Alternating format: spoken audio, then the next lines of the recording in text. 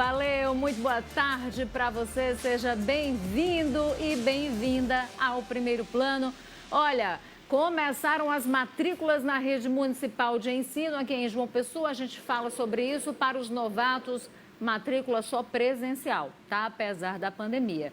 A gente traz esses números, fala também da nova avaliação do Plano Novo Normal aqui na Paraíba. Apesar da subida do número de casos de Covid-19, de acordo com o governo do estado, o número de municípios em bandeira vermelha caiu, né? A gente também atualiza isso aqui para você.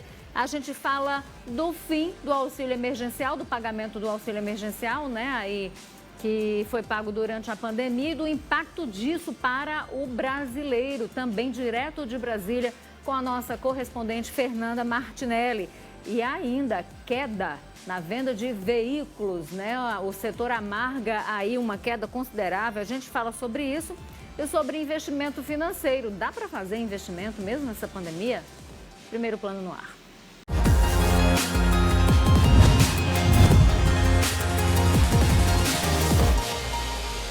Olha, a gente começa atualizando os casos de Covid-19 para você já nesta segunda-feira, porque no fim de semana, ontem, na verdade, domingo, a Paraíba registrou 515 novos casos da doença, 8 mortes também. Ao todo, gente, 3.808 pessoas já perderam a vida, já perderam a batalha aí para a Covid-19, ou diretamente pela doença, ou por complicações causadas pela doença. 172 mil pessoas já contraíram a Covid, 130 mil estão recuperadas. A ocupação de leitos de UTI adulto, pediátrico, obstétrico em todo o estado é de 61%. Na região metropolitana de João Pessoa, 62%. Em Campina Grande, aumentou, 70%. No sertão do estado, deu uma baixada, 40%. Isso por conta das restrições que foram adotadas nos últimos dias nos municípios, né? E exatamente por conta desse cuidado no sertão do estado, o que aconteceu? Saiu a primeira avaliação de 2021 do Plano Novo Normal do governo aqui da Paraíba. E apesar da alta no número de casos, né, de Covid, de mortes também provocadas pela Covid aqui na Paraíba, caiu o número de municípios em bandeira vermelha. Quem vai trazer os detalhes para a gente ao vivo é a repórter Juliana Teixeira. Oi, Ju, boa tarde. Oi, Rejane, boa tarde para você, boa tarde a todos. Pois é, a primeira avaliação aí do governo do estado em relação às bandeiras do estado da Paraíba para a Covid, né? Agora, o número de municípios aí em bandeira vermelha, a Paraíba não apresenta nenhum em bandeira vermelha, e o número de municípios que passaram aí da bandeira laranja para amarela aumentou. A redução foi expressiva, da laranja para amarela passou aí de 38% para 9%, e para a bandeira amarela estão agora 87% dos municípios paraibanos estão em bandeira amarela. Como é que fica agora em relação a esse patamar? A gente tem um quadro aí, não é, que mostra o estado da Paraíba sem nenhum município em bandeira vermelha. A redução foi de 29% do número mostrado anteriormente em 2020.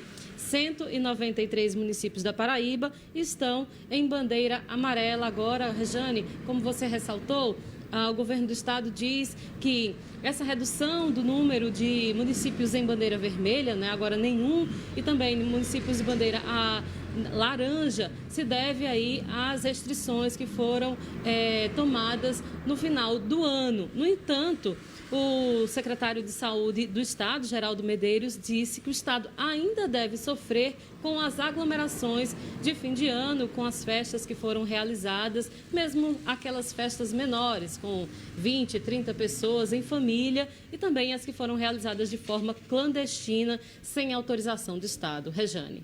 Pois é, né? E vem verão, a gente está em pleno verão, férias, veraneio, né? Existe também uma preocupação muito grande com relação a isso. Me parece que as pessoas, enfim, muita gente desistiu de se cuidar, Ju, porque o que a gente tem visto de gente aglomerando na praia, porque não adianta estar em lugar aberto, se você está aglomerado sem usar máscara. O que tem de gente aglomerando em bar, em restaurante, em praia, em shopping. Me parece, é uma negligência geral, né, Ju? São imagens corriqueiras essa, né? Shopping centers, comércio, na praia, né? A gente tem visto aí uma movimentação muito grande nas praias, bares e restaurantes. É preciso, as pessoas têm muito medo de restrições maiores, mas é necessário entender que é necessário tem que se manter aí o distanciamento para que não haja aumento dos casos e a gente possa enfrentar situações como agora acontece em Minas Gerais, né, aqui no Brasil, que já decretou aí lockdown em algumas cidades. Pois é, né? Se está difícil assim, imagina com uma mais amarga, né? Uma medida mais amarga. Ju, agora é o seguinte, até agora na Paraíba já foram feitos pouco mais de 551 mil testes de Covid. A gente tem uma população de 4 milhões de habitantes, ou seja, pouco mais de 10% da população realmente testada, é pouco ainda, e tem muita gente reclamando que não está conseguindo fazer o teste, não é isso? Procura os centros de saúde com sintomas, muitas vezes graves. A gente recebeu essa denúncia, inclusive na Band News FM Manaíra, de gente que foi mandada voltar para casa, piorou, voltou para a UPA e ainda assim acabou sem conseguir realização de teste e tudo mais. E aí a gente tem denúncias que vão aumentando e que já chegam aos órgãos públicos, não é isso? Pois é, o Ministério Público aqui da Paraíba, né, alertou toda a população por meio de veiculação de um comunicado na TV, né, no rádio, para que as pessoas que se sentissem lesadas ou que procurassem aí a realização de um teste e não conseguissem, procurassem a ouvidoria do Ministério Público. E aí já foram recebidas 5 denúncias, 3 denúncias foram feitas, né, com identificação, 2 de forma anônima. E aí o Ministério Público diz que faltou teste para essas pessoas na USF, né, nas unidades de saúde da família, localizadas aí no bairro do José Américo, e também Manaíra e no bairro São José. Nesses 3 pontos, segundo o Ministério Público aqui do Estado, falta exames e essas reclamações chegaram até o Ministério Público por meio da ouvidoria. Para quem quiser fazer algum tipo de denúncia, a ouvidoria é só acessar o site do Ministério Público da Paraíba, mppb.pb.gov, e aí você acessa lá a ouvidoria e pode fazer também por meio dos telefones que estão todos lá no site da ouvidoria. A gente também tem recebido bastante denúncia. Às vezes são pessoas que não sabem identificar os sintomas, o tempo, né? Então é preciso que a informação chegue cada vez mais à população para que se possa entender o momento certo de fazer cada um desses testes. No início da pandemia, o governo chegou a divulgar, o governo do estado, que queria testar pelo menos 10% da população. A gente vê que o número chegou, passou aí os 10%, mas a gente está num segundo momento da doença em que é preciso novamente intensificar os testes em toda a população que se sinta aí com algum tipo de sintoma da Covid-19. Rejane. Obrigada, Ju. E lembrando que vacina, né, Ju? A gente já tem sinalização da vacina, todo mundo comemorando aí, né, a questão do Butantan, da Fiocruz também. É uma sinalização positiva, os grupos de risco vão ser vacinados primeiros e até que todo mundo seja devidamente vacinado vai levar um bom tempo, então não custa nada usar máscara e manter o distanciamento. Eu não sei que resistência é essa de usar máscara, enfim, mas é o único remédio por hora que a gente tem, né? Verdade, Rejane. A máscara, a utilização da máscara desde o início, né, é algo que se pede tanto e não pode esquecer disso, né? Além da máscara, a limpeza das mãos, enquanto a gente aguarda. A gente sabe que mesmo que a vacina saia, não vai ser mágica e ainda passaremos por um longo processo até que boa parte, né, a maior parte da população seja imunizada para que o vírus pare de circular aqui no país, aqui no nosso estado, que ainda é um estado muito carente, né, e tem suas deficiências, para que a vacina chegue a toda a população. É isso aí. Obrigada, Ju. Bom trabalho para você. Olha, no fim de semana, o Hospital das Clínicas de Campina Grande chegou a 100% de ocupação dos leitos de UTI com pacientes de Covid-19. O secretário de Estado da Saúde, o Geraldo Medeiros, falou que existem outras 29 vagas em 2 hospitais da rede pública para atender a população adulta. Com a ocupação de 100% dos 30 leitos de UTI do Hospital de Clínicas de Campina Grande, a Secretaria Estadual de Saúde comunica à população da segunda macro-região que se mantenha tranquila, pois a rede municipal dispõe, neste momento, de 5 vagas no Hospital João 23 e 24 vagas no Hospital Pedro I de UTI adulto. Portanto, a Secretaria Estadual de Saúde e a rede de hospitais dispõe de leitos suficientes de UTI adulto, desde que há uma predileção da população pelo Hospital de Clínicas e também a agilidade da regulação estadual que permite a população ser atendida com rapidez. Olha, a gente vai agora para Brasília. A nossa correspondente Fernanda Martinelli traz para a gente o impacto do fim do auxílio emergencial na renda das famílias brasileiras. Fernanda. O auxílio emergencial teve sua última parcela paga no mês de dezembro e a população já começa a sentir os efeitos do fim desse repasse.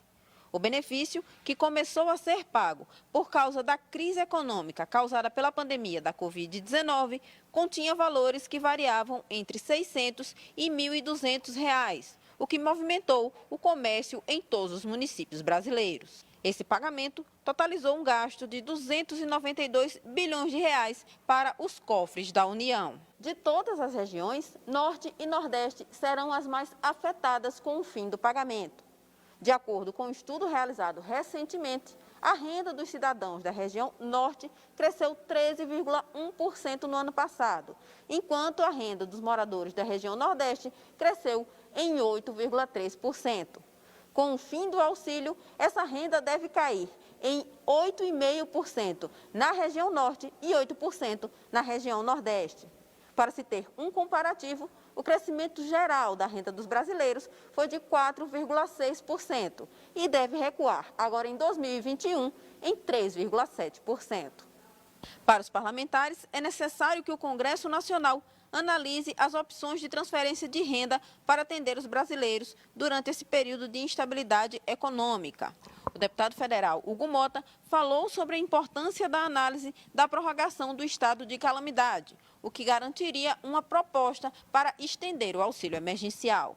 O impacto que também traz a decisão pela extensão do período de calamidade, extensão do período de isolamento, traz o impacto na outra ponta, que é o impacto na economia, que esse também é devastador. Não é devastador como o vírus, porque o vírus mata, mas esse é devastador de empregos, devastador de condições de renda de famílias. Então, eu defendo que, com equilíbrio, com sensatez, ouvindo as autoridades, o governo possa avaliar se vai estender ou não o período de calamidade pública. O governo federal chegou a ensaiar a criação de um programa para substituir o auxílio emergencial, mas a proposta não foi para frente por causa da falta de consenso dentro do próprio governo. O custo do auxílio seria de quase 300 bilhões de reais, valor 10 vezes maior que o orçamento do programa do Bolsa Família, que em 2021 está estimado em 35 bilhões de reais. Se fala em custo, mas é aquela coisa, né? É como se tem gente que olha e vê um copo meio vazio, tem gente que olha e vê um copo meio cheio, né? E por quê? Porque o pagamento do auxílio emergencial, em um momento em que existe 14,3% ou 4% aí da população do país desempregada, são mais de 14 milhões de pessoas sem emprego, fora aquelas que estão desalentadas, que desistiram de procurar trabalho. Né? O auxílio emergencial nas mãos dessas pessoas faz com que o dinheiro circule. As pessoas precisam usar o dinheiro para comer, para pagar suas dívidas, então o dinheiro acaba circulando e isso acaba movimentando a economia. Né? Então não é apenas custo, é preciso olhar para tudo como um ecossistema. Não dá para trabalhar cada coisa isoladamente como se uma não comunicasse com a outra e como se uma não se refletisse também e repercutisse na outra. Né? A gente, quando fala de gestão, a gente tem que falar de ecossistema mesmo. Uma coisa vai influenciando a outra e se olhar para uma coisa isoladamente deixa de ser eficiente e de gerir com qualidade. né? Então, tudo depende da interpretação nesse sentido, né? Olha, a eleição da Câmara dos Deputados, inclusive, ainda falando de Brasília, anda bem movimentada. Tem o Arthur Lira, que é do PP, o candidato de Jair Bolsonaro, o Baleia Rossi, do MDB, que é o candidato do atual presidente, o Rodrigo Maia. Arthur Lira, inclusive, está se preparando aí para visitar a Paraíba. Ele deve vir aqui ao estado em busca de apoio dos parlamentares paraibanos. Arthur, mais uma vez lembrando, é o candidato de Jair Bolsonaro. Vamos ver como é que ele é do PP, líder do Centrão. Vamos ver como é que o PP aqui vai se posicionar, inclusive, contra isso, vai se posicionar com relação a isso, porque o próprio Aguinaldo Ribeiro também era candidato e era um candidato de oposição aí ao Arthur Lira. Olha, o PSOL entrou na justiça para anular a eleição da mesa diretora da Câmara de Vereadores de Campina Grande para o biênio 2023-2024, que é aquela eleição antecipada, né, que foi feita em boa parte do legislativo no país. O mandado de segurança coletiva, inclusive, com pedido de tutela antecipada de urgência liminar, ou seja, né, para tentar derrubar, traduzindo em miúdos, tentando derrubar essa antecipação da eleição, né, porque o PSOL diz que houve violação à lei orgânica do município de Campina Grande, que exige que as chapas para a mesa diretora sejam inscritas no prazo de até 24 horas antes do pleito. Como a eleição foi realizada no primeiro dia do ano, não teve nenhuma inscrição antecipada, né? Ou seja, não teve nenhuma inscrição antes da sessão de votação. Uma outra irregularidade na eleição foi em ela ocorrer na última sessão legislativa do ano anterior, ao início do mandato da nova mesa.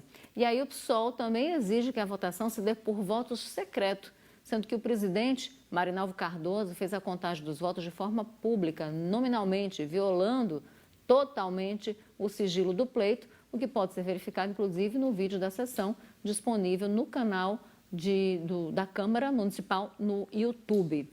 Esse aí, portanto, é o motivo da ação do PSOL para tentar derrubar essa eleição antecipada em Campina Grande. E olha, o eleitor que não compareceu às urnas no primeiro turno das eleições municipais de novembro tem até esta quinta-feira para justificar a ausência na Justiça Eleitoral. Caso não seja feita a justificativa até o prazo, o eleitor vai pagar multa e vai ficar também em situação irregular, né? O procedimento pode ser feito pela internet, por meio do aplicativo Esse Título, também no celular, ou ainda de modo presencial no cartório eleitoral. Já o prazo para justificar o segundo turno, esse termina dia 28. Lembrando que caso o eleitor não regularize a situação eleitoral, pode ficar impedido aí pode ter uma série de restrições, né? Fica impedido de tirar passaporte, até carteira de identidade mesmo, de receber salário caso seja funcionário público, se fizer um concurso e passar, de repente, de tomar posse em cargo público. Essas são algumas das restrições para quem não fica quite com a Justiça Eleitoral.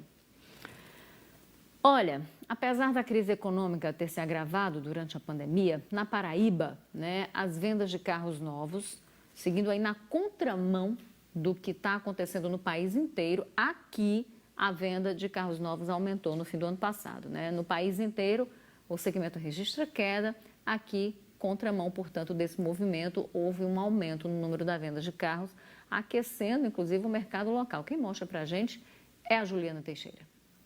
No acumulado do ano de 2020, as vendas tiveram uma retração de 28,5% na comparação com 2019. Em todo o país, foram emplacados mais de 3 milhões de veículos ao longo do ano, contra 4 milhões em 2019.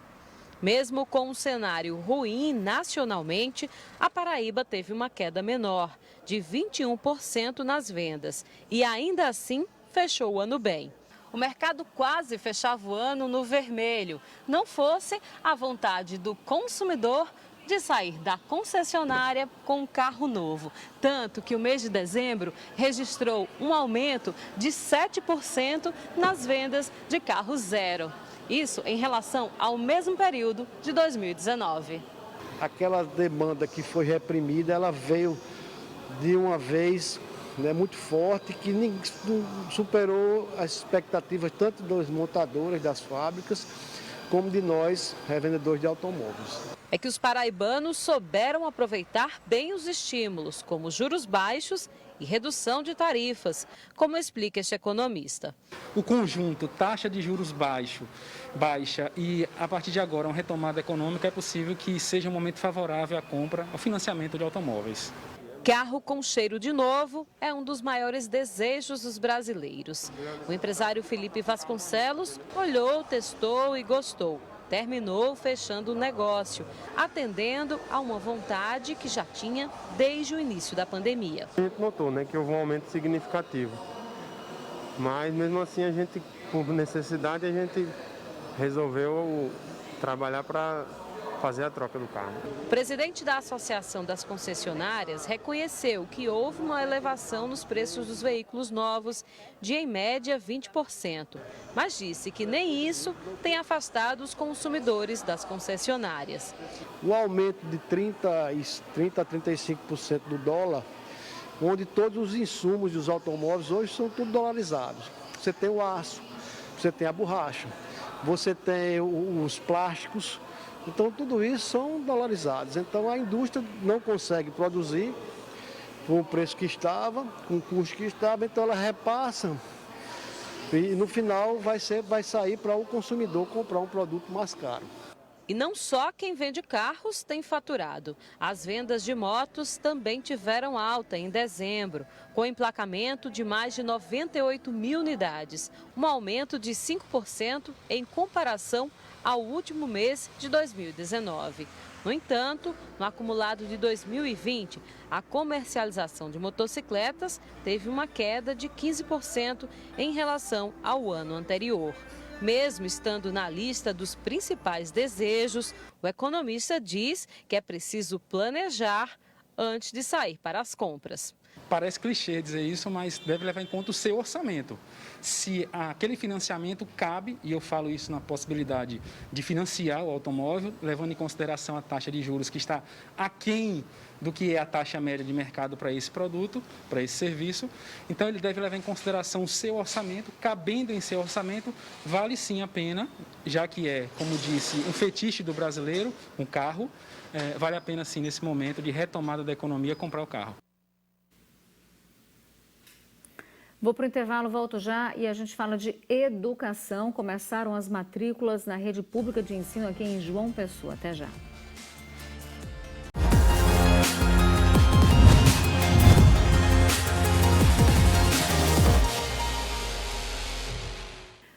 A gente volta para falar de educação. Começam hoje, ou começaram, na verdade, as matrículas para os alunos novatos na rede municipal de ensino aqui de João Pessoa, né? Isso para as escolas e também para os centros de referência de educação infantil. Apesar da pandemia da Covid-19, as matrículas para os novatos estão sendo feitas de forma presencial. De acordo com a Secretaria de Educação de João Pessoa, ao todo serão disponibilizadas cerca de 69 mil vagas na rede pública de ensino. As matrículas para os alunos novatos começaram esta segunda-feira. A procura foi intensa, mas não registramos filas e aglomeração. Nesta escola, aqui no bairro dos Bancários, foram disponibilizadas 60 vagas para alunos novatos. A procura foi tão grande que teve pais que chegaram aqui na última sexta-feira para esperar o início da matrícula. Agora, só restam 15 vagas para o ensino fundamental. A procura foi grande, mas a escola conseguiu atender a todos, né, que aqui vieram procurar, e aqueles que, por acaso, a gente não deu para comportar na escola, nós estamos com a relação, onde será encaminhada a Secretaria de Educação, mas os pais já tendo a segurança de que os seus filhos estão matriculados. Nesta outra unidade, houve reclamação dos pais. Alguns chegaram a bater boca com a diretora. Além da demora, da falta de funcionários para atender, esta mãe diz que não conseguiu vaga na primeira escola que buscou. Já vim de uma segunda escola, entendeu? A primeira diz que não tem vagas, sendo que a gente sabe que o prefeito já nos falou, tá, que quantidade de vaga não seria o problema. A Secretaria de Educação tem garantido que não vai faltar vaga para nenhum aluno. É determinação do prefeito Cícero Lucena de que toda criança, não é, que procurar as nossas unidades de ensino, fundamentalmente no ensino fundamental da pré-escola, elas serão atendidas. Então haverá vagas. Isso ele tem anunciado publicamente e é isso que será garantido. Para fazer a matrícula, os pais têm que entregar a seguinte documentação: cópia de certidão de nascimento, histórico escolar, 2 fotos 3x4, comprovante de residência. Para a matrícula nos CREs, é preciso também apresentar o cartão de vacinação. Os alunos veteranos terão renovação feita automaticamente, de forma online. Nos centros de referência de educação infantil, o ano letivo tem início com uma colônia de férias a partir de amanhã. A partir dessa semana, nós já estaremos reunidos com os gestores das escolas em pequenos grupos para traçar o cenário dessa demanda e, a partir desse cenário, tomar as iniciativas necessárias em relação à acomodação dos estudantes, seja na própria escola, seja na escola, articulando as escolas do polo, fazendo algumas parcerias. Já as escolas com ensino até o 9º ano devem retomar as aulas a partir do dia 8 de fevereiro, de forma remota. Pois é, a Prefeitura diz que são mais de 65 mil alunos na escola, né, pública aqui de João Pessoa e que vai haver vaga para todo mundo, agora não necessariamente naquela. A ideia é que seja na escola mais próxima de casa, enfim, mas a Prefeitura garante que nenhuma criança vai ficar fora da escola, a gente vai acompanhando, né? Olha, o prefeito Cícero Lucena fez uma visita ao terminal de integração do bairro do Valentina e disse que vai rescindir o contrato com a construtora responsável pelo serviço, né, pelo novo terminal, e abrir uma nova licitação. A visita foi feita, inclusive, hoje pela manhã. O prefeito comentou que a obra está parada há muitos anos e que a abertura de um novo processo de licitação vai ser necessária para que, em no máximo 6 meses, o terminal possa ser entregue à população. Com isso, eu fico por aqui, 1h41. Obrigado pela companhia. A gente volta a se encontrar amanhã, se assim Deus permitir. Então, até lá, 1h10. Agora você fica com muito mais. Tchau.